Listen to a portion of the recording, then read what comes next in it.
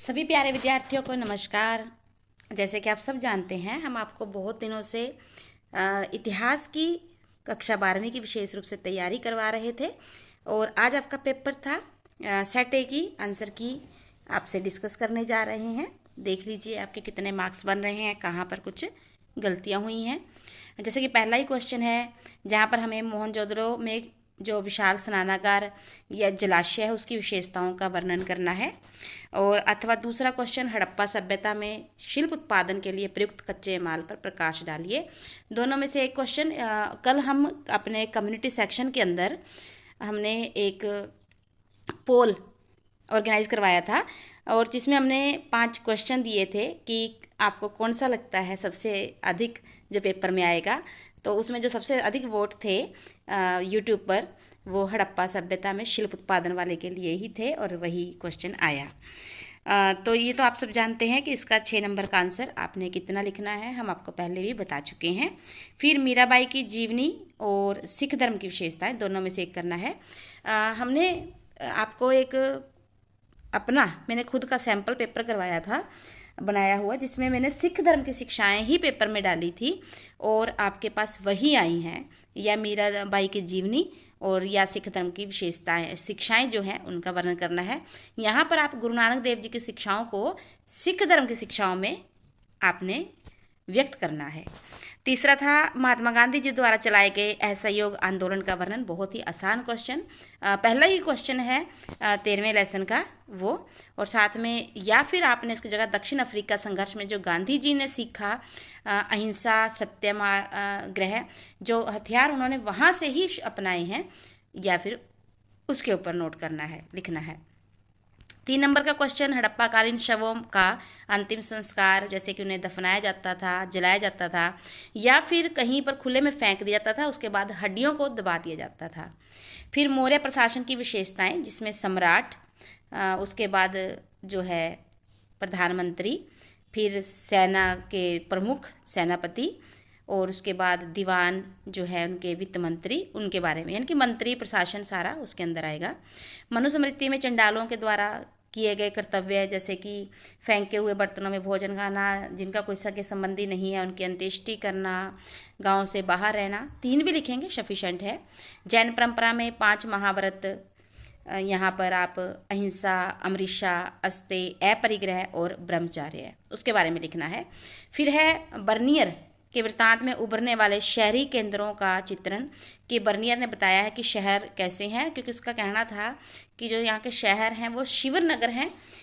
राजा के आने से, बादशाह के आने से शहर बस जाता है और राजा के अपनी राजधानी, मात्र राजधानी बदल लेने पर वो शहर जो है अपनी विशेषताएं खत्म कर देता है।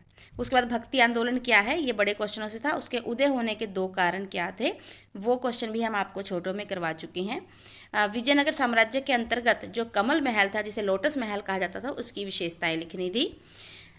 उसके बाद है अंग्रेजों ने 1857 के विद्रोह को कुचलने के लिए क्या कदम उठाए, जैसे कि सबसे पहले दिल्ली पर अधिकार कर लिया था सितंबर 1857 में, मार्शल लॉ लागू करना, कठोर यातनाएं देना, लाशों के अंबार बिछाना। तो इस प्रकार से कौन कौन से कदम जो थे विद्रोह को कुचलने के लिए उठाए, वो सारे आ जाएंगे। दांडी यात्रा बहुत ही फेमस क्वेश्चन रहा है इस सेशन में। दांडी यात्रा, दांडी मार्च, जो गांधी जी ने 12 मार्च 1930 को दांडी के लिए यात्रा शुरू की गई थी, जिसके बाद जैसे ही वो दांडी यात्रा पूरी होती है और सविनय अवज्ञा आंदोलन शुरू हो जाता है, वो वर्णन करना है। पृथक निर्वाचन पद्धति के विषय में सरदार पटेल के विचार जो थे, वो उन्होंने इसे एक विष के समान बताया है और उन्होंने कहा था कि अगर आप शांति चाहते हैं तो आपको पृथक निर्वाचिका का जो विचार है वो तुरंत त्याग देना चाहिए। संगम साहित्य है, जो तमिल साहित्य लिखा गया है 300 शताब्दियों में, उसके ऊपर चर्चा होगी। फिर इब्न बतूता ने दास प्रथा के बारे में जो भी बताया है वो मात्र 2-3 लाइनों में आपने लिखना है कि किस प्रकार से दासों की जो वैल्यू थी वो मोहम्मद बिन तुगलक के समय में उसकी चर्चा। अमर नायक कौन थे और सैनिक कमांडर थे, उनके कार्य लिखने हैं। महिलाएं देखिए घर के कार्य के अलावा गुडाई, निराई, कटाई जैसे कार्य करती थी। इसके अलावा सिलाई कढ़ाई का काम करती थी और चाक पर बर्तन बनाने का भी कार्य करती थी। पहाड़िया लोग, राजमहल की पहाड़ियों में रहने वाले लोगों को पहाड़िया लोग कहा जाता था। वे झूम की खेती करते थे। फिर उसके बाद 19वां क्वेश्चन है 1857 का विद्रोह किस अफवाह से शुरू हुआ? चर्बी वाले कारतूस। सामान्य सेवा भर्ती अधिनियम 1856 में ईस्ट इंडिया कंपनी के द्वारा भारत में लागू किया गया था, जिसमें भारतीय सैनिकों को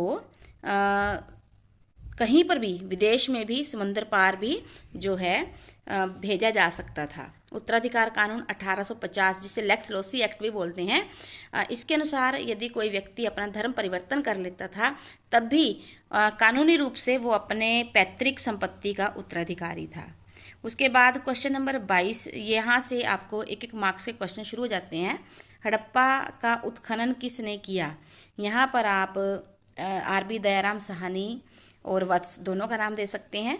फिर कौटिल्य कौन था? कौटिल्य अर्थशास्त्र का रचयिता और चंद्रगुप्त मौर्य का वित्त मंत्री, प्रधानमंत्री, उसका गुरु। वेद कितने? 4। नाम लिखने की आवश्यकता नहीं है वैसे। ऋग्वेद, सामवेद, यजुर्वेद, अथर्ववेद। रुद्रदमन किस वंश का था? शक शासक था वो, शक वंश का। पुराणों की संख्या जो है यहाँ पर 108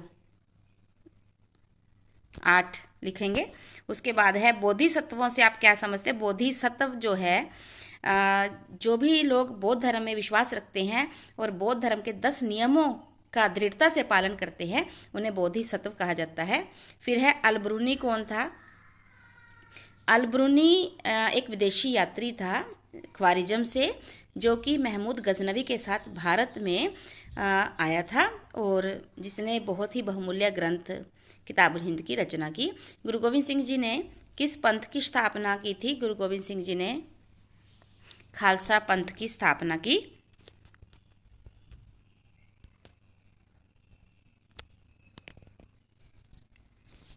गुरु गोविंद सिंह जी ने खालसा पंथ की स्थापना की। क्वेश्चन नंबर 30, विजयनगर साम्राज्य का पहला शासक हरिहर राय। और 31वां है, विजयनगर के शासकों को क्या कहा जाता था? विजयनगर के शासक, बड़े ध्यान से, क्योंकि क्वेश्चन बड़े सटीक तरीके से बनाए गए हैं। विजयनगर के शासकों को राय कहा जाता था। उसके बाद नेक्स्ट है आईन अकबरी के लेखक अबुल फजल। नेक्स्ट है मुगल काल में सरकारी भूमि क्या कहलाती थी? खालिस। और उसके बाद नेक्स्ट क्वेश्चन है इलाहाबाद की संधि कब हुई? 1765 में, बक्सर के ठीक युद्ध के बाद। 35वां क्वेश्चन है बंगाल में स्थायी बंदोबस्त किसने लागू किया? इसका सही आंसर है लॉर्ड कॉर्नवालिस, 1797 में। 1857 के विद्रोह के समय अवध का शासक कौन था? यहाँ पर बिरजिस कदर, क्योंकि बेगम हजरत महल ने उन्हें अवध का शासक घोषित करके खुद विद्रोह में भाग लिया था। नेक्स्ट है खुदाई खिदमतगार सेना का गठन किसने किया? तो इसका आ जाएगा अब्दुल गफ्फार खां, बी इसका आंसर होगा। और एक क्वेश्चन हम यहाँ पर और करेक्ट करना चाहेंगे कि पुराणों की संख्या कितनी है? इसका सही आंसर है 18। पुराणों की संख्या 18 है। जो उपनिषदों की संख्या है वो 108 है। इसके साथ ही प्यारे बच्चों, हमें लगता है कि आप इस पेपर को चेक करके अपने मार्क्स जान सकते हैं और ये आने वाले समय में, अगले साल में भी विद्यार्थियों के लिए बहुत ही काम का, बहुत ही महत्वपूर्ण पेपर रहने वाला है। तो यही आशा है, यही कामना है कि आपके बहुत अच्छे अंक आएँ, जितने आपने सोचे हैं उससे अधिक आएँ। Thank you, have a nice day, God bless you dear।